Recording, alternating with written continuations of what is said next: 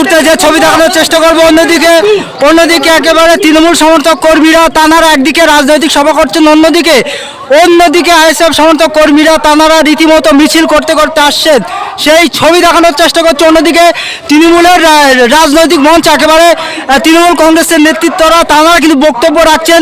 অন্যদিকে আইএসএফ সমর্থক কর্মীরা তানারা এই রাস্তা দিয়ে তানারা যে অধিকার সমাবেশ পালন করতে যাচ্ছেন এবং সেই মঞ্চের দিকে আইএসএফ এর পক্ষ থেকে একেবারে যে অধিকার সমাবেশ হচ্ছেন এবং আজকে আইএসএফ সমর্থক কর্মীরা ঠিক 16হাটির মাঠে ভাঙড় বিধানসভা ঠিক এইখানে একেবারে আইএসএফ এর পক্ষ থেকে একটা অধিকার সমাবেশ তারা রেখেছেন এবং ভাঙড় বিধানসভা ঠিক কাঠালিয়া চৌরাস্তার মোড় থেকে একেবারে হাজার হাজার কর্মী সমর্থকদের নিয়ে তারা রীতিমতো মিছিল করতে যাচ্ছেন। এই মুহূর্তে ভাঙড় বিধানসভা একেবারে আইএসএফ এর দখলে, তারা রীতিমতো একেবারে হাজার হাজার কর্মীদেরকে নিয়ে তারা অধিকার সমাবেশ পালন করতে যাচ্ছেন, সেই ছবি আমরা সরাসরি দেখানোর চেষ্টা করছি। এবং অন্যদিকে আজকে যে আমরা ভেবেছিলাম আমাদের একটা অঞ্চল নিয়ে যে আজকে আমাদের যে অধিকার সমাবেশের ডাক দিয়েছিলাম এবং ভাইজানের অনুসারে ভাইজান যে মানে আদেশ দিয়েছে সে আদেশকে মান্যতা দিয়ে আমরা আজকে যে অনুষ্ঠান আমরা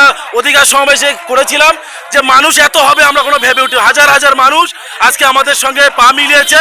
সবাই বলতো যে ভাইজান না থাকলে নাকি ভাঙড়ে লোক হয় না, তা আজকে ভাইজান তো নেই, আজকে আমরা দেখিয়ে দিতে চাই ভাইজানের অনুপস্থিতিতে আমরা ভাইজানের কতটা ভালোবাসি, তার এটা বহির্প্রকাশ। হাজার হাজার মানুষ এখনো রাস্তায় আছে, বাড়িতে আছে, তারা বার হচ্ছে এবং আপনারা ক্যামেরা ঘোরালে দেখতে পাবেন যে মানুষের কত ঢল। আজকে মানুষ একটা আবেগপূর্ণ মনোভাব যে ভাঙড়টাকে নানাভাবে দুষ্কৃতিমুক্ত ভাঙড়কে অপমানিত করছে যারা, সেই সুন্দর ভাঙড়টাকে আজকে আমরা নতুন রূপে দেখতে চাই।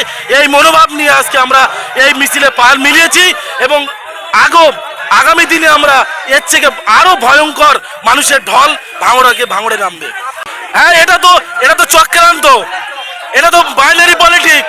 আজকে ভাইজানকে কোনোভাবে দাবানো যাচ্ছে না, ভাইজানে কোনো রকম দাগিয়ে দিতে পারছে না, তার জন্য এটা পায়ে পা দিয়ে একটা ঝগড়া লাগানোর এবং সেই ঝগড়াটা লাগিয়ে আমাদের নেতা আমাদের ছেলেদের কেস দিয়ে তাদের কণ্ঠকে দমিয়ে দেওয়া, তাদের আগামী প্রজন্মকে পুরো ভাঙড় থেকে বিরোধী শূন্য করা এদের মূল দায়িত্ব।